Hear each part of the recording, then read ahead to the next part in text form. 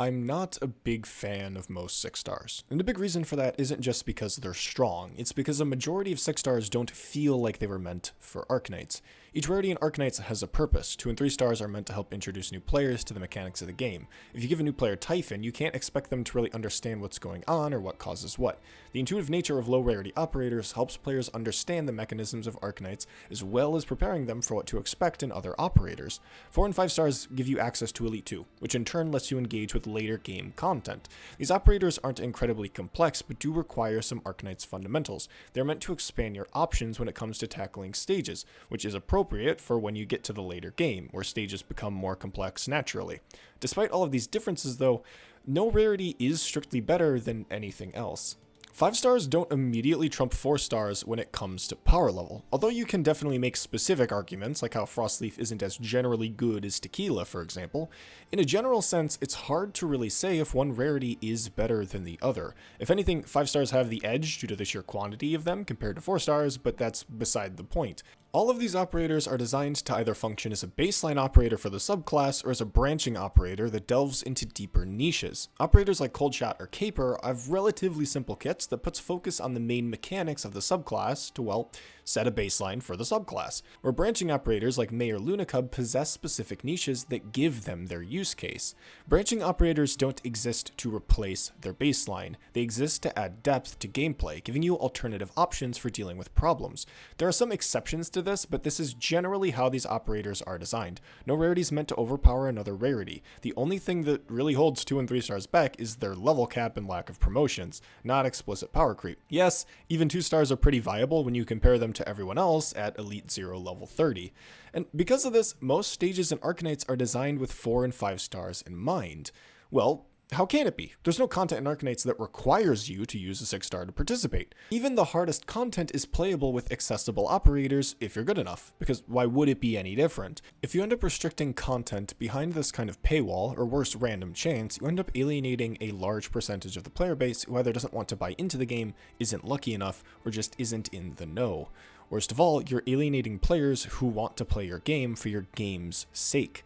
The tradition of gacha games being what they are isn't because it upholds a standard of quality. The tropes and cliches of gacha games come from a matter of profitability, because it appeals towards a targeted demographic of players. Gacha games are not often very good games, mainly because its priorities come in line with its namesake mechanic, gacha. Such a mechanic appeals towards a specific group of players who enjoy the random chance, but most importantly, the exclusivity and social dynamics of owning something of perceived value. What gives something its value? In more materialist terms, it's supply and demand. If something is too common, having high supply, there's not much specialty in owning it. If something isn't worth ownership, having low demand, then what is the point of owning it? Thus, if you want to make something valuable to your players, you have to make it both rare and special. This drives what is gacha game design at its core. It's not a set of cleverly crafted game mechanics, but simply a management of creating artificially valuable items. You control both the supply and the demand, so why should you skimp out on either if you're driven by selling valuable items? This approach to game design is what makes 6 stars so different from everything else. They are chase products. Them being rare is by design. They're meant to appeal towards gacha game players, who are the vast majority of Arknights' player base.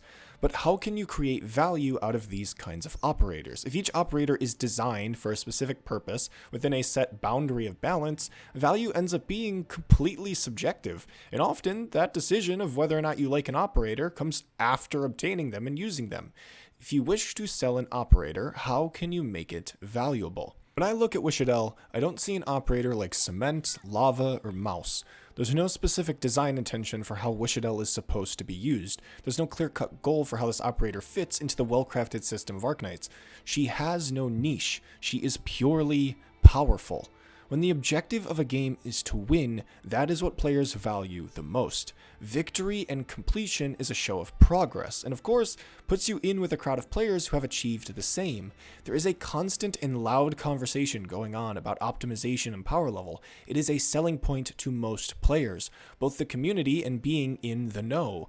And obsession with optimization exists in all games. But what makes it different for gacha games is how it can be artificially manufactured by its developer. An easy way to sell people these products is simply to sell them victory, progression, and most importantly, that community. something that's terrifying to a lot of people in the modern era, is the fear of missing out. This is why power creep is so common in gacha games, because it's the only way you can artificially increase the value of a product, even if the product itself is antithetical to how the game is designed at its core. Many other gacha games are designed with power creep in mind. Those games force harder and harder content on the players, forcing them to buy into the power crept metagame if they wish to engage with such content, and this kind of development practice is awful. The game merely becomes a set piece for a string of products that you are supposed to buy in order to play the game properly. The content itself becomes lacking because of it, and at that point, it is merely a fixation for those who have already become addicted to that game, either because of a sunk cost, a sense of community, or a passion for a game that never really existed. It's a well-crafted chain of dopamine hooks that tie you together, keeping you logging in and making you value things you never would have valued otherwise. This is at its core what makes gacha games horrible. Gacha games are designed not for the game, but for the community. Keep the community engaged and addicted, and your game doesn't have to actually be good. People will like it regardless. A lot of people who play Arknights are familiar with these tactics and have come to expect it from their own experiences, and because of that, they approach Arknights from the perspective of a gacha game, and I am aware that I exist in the minority of the player base who more play Arknights as a game rather than as a gacha game. Arknights is a gacha game by definition. However, it does at least subvert the tropes and practices of gacha games, and I believe that Arknights is a really good game, and that a large portion of the game can exist separately from its gacha-oriented design. How come 6 stars continue to be power crept upon while 4 and 5 stars remain balanced? There isn't a single 5 star that releases that completely breaks the mold of the lower rarity metagame. New 5 stars and sometimes 4 stars are continuously added to Arknights, all existing in a unique form in their own right, either introducing new mechanics or building off of old ones. If Arknights really was a gacha game by design, then how come I can beat a majority of the game without using 6 stars, let alone the meta ones? There isn't a single bit of even modern content that I am locked out of because of power crept difficulty. Even though some optional content is immensely difficult, with enough skill anything is possible in Arknights, and I feel that at its core, that is what a game should be, not a measurement of collection, but a test of skill. The only element of Arknights that falls in line with typical gacha game tropes are 6 stars. We have continuously received new and very overpowered 6 stars, and the only reason why is because 6 stars weren't designed for the actual gameplay of Arknights, because if they were, they would be failing miserably at that. Something being overpowered doesn't make it good design, it ruins the designed gameplay experience by overcoming difficulty entirely. Especially when it's done to the point where entire mechanics can be ignored, so as long as you brute force hard enough. Most 6 stars were designed for the gacha game of Arknights, not the actual game of Arknights. And because of this, I'm convinced that there are 2 separate versions of Arknights, the gacha game and the actual game, separated clearly by the immense divide in power level between the balanced and the pushed. So when I say that I don't like 6 stars, I'm admitting that they weren't designed for me. I don't find their existence offensive. I simply acknowledge that operators like Hoederer or Surtur weren't designed for anything that I want to pursue in Arknights. There are at least some 6 stars that do present interesting gimmicks and neat applications of their subclass. I like operators like Mjolnir and Mjolziz for their intention and design. A Liberator with Taunt and a Tactician that can copy your operators is inventive and does play with subclass restrictions in an interesting way. But because they're 6 stars, it's necessary that they're pushed in stats, or else how can they be marketable? When a 6 star fails to perform, they're treated as though there's some great design failure. Operators like Crown Slayer or Vigil are treated as unusable garbage, even though they are still above average for the general gameplay of Arknights. And this idea that good design is tied with strength, I feel is a great misunderstanding of what makes games good to begin with. I will continue to stand by my belief that gacha games are terrible, and the gacha game of Arknights continues to follow that suit. I enjoy the game of Arknights because it's not only challenging, but fun, and frankly, I don't find easy wins to be fun. To me, Arknights isn't a glorified slot machine, where your objective is simply to own what is considered the best, because at what point does it start to feel pointless? If one operator is capable of invalidating stage mechanics, why do we need another operator who can invalidate those stage mechanics better? We don't actually want these units. We've just been told that they're valuable. And just like an expensive Pokemon card, the value doesn't come from you, the player. It comes from the rarity, the seller, and the grader. One of my favorite Magic the Gathering cards isn't something expensive or gaudy. It's a 10-cent rare from one of the most successful Magic sets in recent history. Playing with Ryu on Magic Arena, the moment where I realized that the bonuses given to him by a Ganjo Exemplar and Asari Captain continued to carry over between Ryu's multiple combats, it sparked something in me. It was at that moment where I really became obsessed with Magic, and I wanted to explore more of these kinds of combos. I hold Ryu close to me in one of my commander decks, and his extra combats only multiply further with Ishin. The experience that I've had with Ryu and how it's shaped me as a player is worth a hell of a lot more than 10 cents.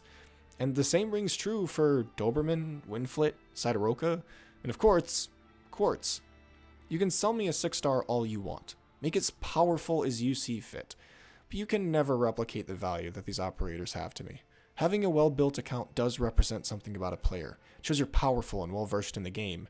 Yet despite that, my account is filled with gray and gold, because it's these operators that keep me close to the actual game of Arknights, a game that I have fallen in love with. They're a testament to my own progress as a player. I've started playing Arknights because a previous gacha game I was addicted to continued to spit in my face as a player and a fan. Comboing what I could with what I had gave me far more enjoyment than standing against an ocean of whales in the PvP mode. And now, a year and a half later, there's thousands of people who want to listen to what I have to say about this game. Because you know what? Quartz is the best operator in the game. She dies to Swarm, and her S2 makes no sense for her subclass. But I chose to put her in my squad. Something I'm not sure many other Arknights players can say for themselves. The sentiment will always trump the material. I will never play Arknights as a gacha game. I will simply play it for what it is. But what if you like 6 stars? Well, that's alright. 6 stars weren't designed for me, but that doesn't mean that they can't be designed for you. Perhaps you enjoy the characters represented in the Rarity. Maybe you just find the power level and complexity of their kits to be more fun. Maybe you're just a more casual player and Rarity just doesn't matter to you at all. For whatever reason, keep enjoying what you enjoy. It sucks that I can't also feel that, but if we were all exactly the same, then it would be hard to call us individuals. Even though I don't believe most 6 stars were ever intended to interact with the game in a proper manner, that doesn't mean that they shouldn't exist. They're a part of Arknights' ecosystem for a reason. Remember, there are no bad operators. Never have, never will. Thank you all for watching, and I love you all.